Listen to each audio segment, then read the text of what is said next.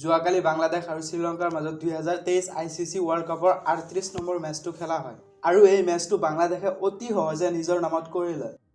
যোৱাকালি মেচটোত এনেকুৱা কিছুমান ঘটনা হৈছে যিটো ঘটনা হয়তোবা ক্ৰিকেট হিষ্ট্ৰীত কেতিয়াও হোৱা নাছিল বা বহুত দিন পিছত হৈছে। তাৰে এটা ঘটনা হ'ল এঞ্জেলো মেথুৱেক টাইম আউট দিয়া। ইয়াৰ বাহিৰেও বাংলাদেশ আৰু শ্ৰীলংকাৰ প্লেয়াৰসকলৰ লগত কিবা কথা কটকটি হৈছিল। যোৱাকালি মানে বাৰে বাৰে অলপ সময় পিছে কিবা নহয় কিবা এটা হৈয়ে আছিল।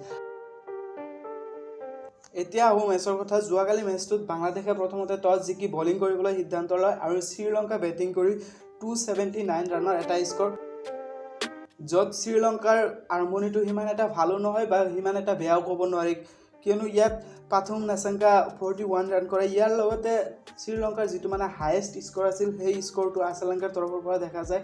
তেওঁ 108 ৰান কৰে আৰু ইয়াত বাংলাদেশৰ তৰফৰ পৰা তানজিম হাছান সাকিবে 3টা উইকেট লয়, শ্বৰিফুল ইছলামে 2টা উইকেট আৰু সাকিব আল হাছানেও 2টা উইকেট লয়। ইয়াৰ পিছত যেতিয়া 280 ৰানৰ টাৰ্গেটৰ পিছা কৰিবলৈ বাংলাদেশ ফিল্ডত আহে, বাংলাদেশৰ আৰম্ভণিটো ইমান এটা ভাল হোৱা নাছিল, কিয়নো আৰম্ভণিতে তানজিদ হাছানে মাত্ৰ 9 ৰান কৰি আউট যায়। লিটন দাসো সিমান এটা ভাল নেখেলা। ইয়াৰ পিছত শান্ত আৰু বাংলাদেশৰ কেপ্টেইন সাকিব আল হাছানে মিলি বাংলাদেশৰ স্ক'ৰটো আগুৱাই লৈ যায়, য'ত শান্তই 90 ৰান কৰে আৰু সাকিব আল হাছানে 82 ৰান কৰে। আৰু এনেদৰে বাংলাদেশে 41 অভাৰত 7টা উইকেট হেৰুৱাই যোৱাকালি মেচটো নিজৰ নামত কৰি লয়।